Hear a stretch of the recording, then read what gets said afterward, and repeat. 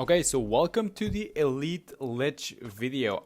I believe this is going to be the first one. So here we go. Elite Lych. We don't know what's going to be happening. This is my first playthrough. I usually, when I was doing these Bloon races, I would beat it first and then I would do the video. But this is, straight up recording the video as I'm playing it. And I can tell you guys, this was a little bit sketchy. In a sense that I kind of, we still don't have a strategy, right? We still don't have a clear-cut strategy on what's going to be happening, what's good and what's not, but we kind of have a sense of the towers that can be potentially good, right? And so I think I kind of started figuring things out as things were moving along. I had to restart a couple of times, so we're going to be making, a few cuts here and there, but in the end, it all worked out. We beat Elite Lych. This is not going to be... Well, it's kind of a strategy, right, that you guys can use. But this thing is more, open to discussion and open to ideas, I guess, more than Bloon. So our druids got nerfed in this update. They got nerfed. We have 50% more cooldown. So the cooldown was 40 seconds. It's now 60 seconds on the druids. But they produce a little bit more money. So the money got increased by 20%. So overall, it's a nerf, but they got some DPS buffs. So I guess the idea is that, well, they don't want us to farm using the druids because they were OP. So I don't think that the druids are bad anymore. I think that now they're just balanced. So I'm not going to be doing druids now. I think you guys are going to be happy because, no tech bots, no wasting monkey money and stuff like that. I'm just going to be doing some normal farming with the farms, with the top path farms. We're going to be doing the Monkeyopolis and stuff like that. You guys already know it. And, playing this Lich, I learned a lot of things. And so, we're going to talk about everything that I kind of saw and everything that's kind of happening, in this Lich playthrough. And we're going to talk about the strategies that could be potentially good in the future. I think I did well, honestly. I think I did well, but... there's a lot of room for improvement. So I think you guys are going to be happy that I bought all 3 Paragons. So I was kind of, I was very happy. And, we pulled off the money for everything. We had a lot of extra left over, but we got all 3 Paragons on the field and we beat the tier 5 with the 3 Paragons only. It was a very fun one. So nothing on the field besides these damage amplifying towers, right? And the Paragons. So that was it. So you have to be careful, playing Lich, you have to be careful about a lot of things. You have to be careful about your lives, you have to be careful about the towers that you're using, and also I think that there's going to be micro on Lich, which I don't think a lot of people are going to be happy to hear, and I'm going to explain what's going to be happening with the micro in a second when he appears. But overall, the thing that's different from Lich to Bloon is, first off, Lich is a little bit faster. I made a video playing the normal one and kind of, having my first impressions. I'm gonna link that if you guys want to check it out. But this is, this is a video, and I talked in that video that I thought that, Lich might be a little bit faster than Bloon, and I think he actually is. I think he is a lot more faster, than Bloon. But what happens with Lich is that he has a lot less HP, right? So the HP is actually not a problem, but when you add his abilities, then, things start getting a little bit more complicated than Bloon. So, starting off with the strategy, I'm doing, the standard farming strategy. We are not going to fit as many farms in the Monkeyopolis. It's going to be only 8, well, only, but, we're not used to that. We're not used to 8, we usually do double digits, right?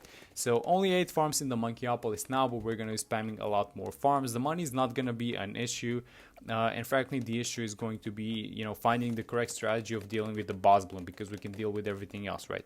And so something that's different for Litrons, for example, is that I think that there are Moab class bloom spawns randomly. So, everyone knows the normal runs in BTD6, right? But the thing is, I think that there are just some random Moab class bloom spawns for this game mode specifically, and that's because Lich actually has an ability to spawn these fallen Moab class bloons. So I think that's just added, specifically for the Lich boss bloon event. I don't think that's not a thing in the normal rounds, but it is a thing in these Lich playthroughs, right? So that's something that you need to be careful of. We're gonna need some Moab class bloon DPS. Something else that you guys need to be careful of is, mentioning the Moab class bloons DPS, because he summons Moab class bloons. These Moab class bloons that he summons actually don't spawn any children, so no ceramics from them, but you need to be popping them as soon as possible. I'm gonna go into more detail about that in a second. Actually, maybe in the higher tiers, because that's when you can actually see it. But talking about Lich, you know, he's a very fast boss Bloon, and so the thing that you need to be doing on Lich is we cannot afford to be doing things that we're doing on Bloonarius. Like for example, on Bloonarius, something that we're usually doing is we're delaying things, right? So you can afford to farm and you can afford Bloonarius to you know, do not damage him for like 3, 4, 5, or maybe something that's even like 7 to 8 rounds. Like you just leave Bloonarius, you just farm, and then you buy your tower. So that's not a thing with this guy, with Lich, because he's so fast and because of the way he works.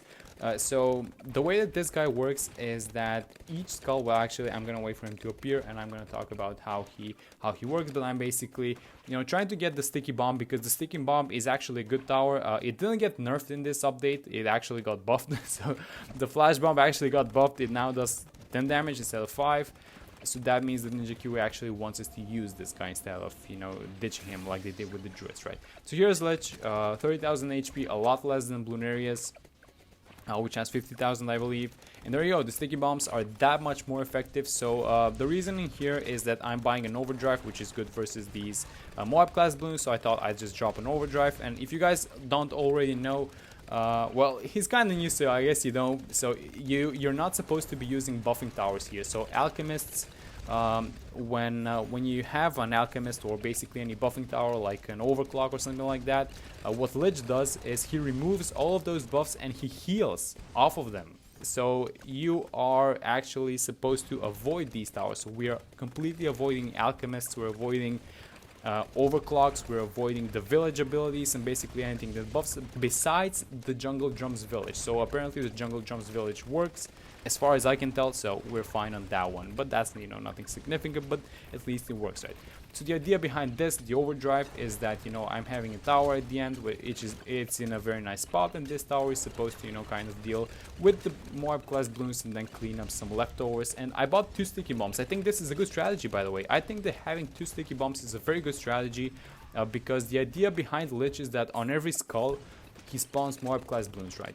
So you want to be able to get rid of these Moab class Bloons, and that's kind of the thing with him, because if you guys notice, whenever he spawns these Moab class Bloons, they have these golden chains, well, sorry, not golden, but green chains around them. I'm not sure if you guys call it. I'm gonna mention it again in the second one so you guys can see it. But basically these green chains, or these green chained Moab class Bloons, while they're on the screen, you cannot damage him. So you need to get rid of the Bloons that he spawns so that you're able to damage him, and that's kind of his thing, right? So he's faster, he has less HP, but you need to be careful about this thing, and this is where the micro aspect that I mentioned comes in hand, because you actually need to be focusing down these you know, green chain Bloons that he spawns in order to be able to damage him in the first place. So that's a very important aspect that's going to be, it's going to be very important later on. So I believe that the sticky bomb strategy still holds. The Bloons that he spawns, those, you know, green chain Bloons that he spawns, do not spawn any children, so that means that one sticky bomb and they're done. They're smaller Bloons, they're Moab class Bloons, and they ramp up, you know, as the game moves on and as, you know, he goes into higher tiers and the game progresses. But sticky bomb spam should be fine for tier 1. So tier 1, we would do, like, let's say the sticky bomb at the maelstrom for Bloonarius, and what we're doing for Lich, I believe, is a couple of sticky bombs. I'd say at least 2, if not more sticky bombs, and then I got, you know, the overdrive to kind of help clean up. So what I'm doing now is I'm getting the tag zone. The tag zone is the idea for the cleanup, and then I'm getting the 022 wizard for the lead Bloons, which are going to come out to 63 because our lead popping power is kind of bad right now. So what we have, you know, with the farms, just doing the regular thing, farming up, and now we're gonna get the mat. So the mat is an absolute powerhouse versus tier 2, as you guys would expect. He doesn't have, also, Lich does not have a lot of HP, so that means that, you know, if the mat was effective versus Bloonarius, then it's gonna be that much more effective versus Lich, because Bloonarius at this stage would have 300,000 HP. This guy is just a little bit over half of that. So 180,000, that's not a lot of HP, but you guys need to be focusing. As you guys saw, I'm gonna say it right now, you guys are gonna see them in a second. These well, I hope you do, these green chain Bloons, right, that he's gonna spawn on the skull. Oh, nothing happened. Okay, never mind.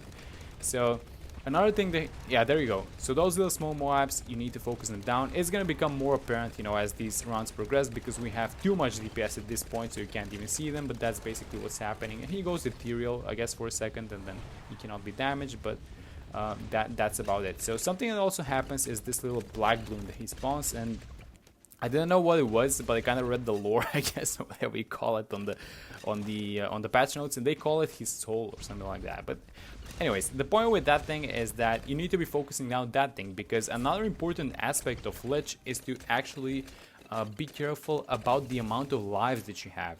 So the lives are a very important aspect that, you know, along with the farming, along with the DPS and the you know, focusing down these green chained balloons, you need to be focused on your lives as well, and we need to have life generating towers. So that is a very important aspect. Benjamin is an amazing hero. Not only that he helps us farm, but he can also restore lost lives, and then at I believe it's level 14, he also he produces a little bit lives over the maximum that we have, right? So he's a good hero, but we still need more than that. We should 100% not rely on Benjamin to be our only life source. We should be getting a lot of other towers. So for example, I got a little bit of, I got like, I think 5 or something like that central markets.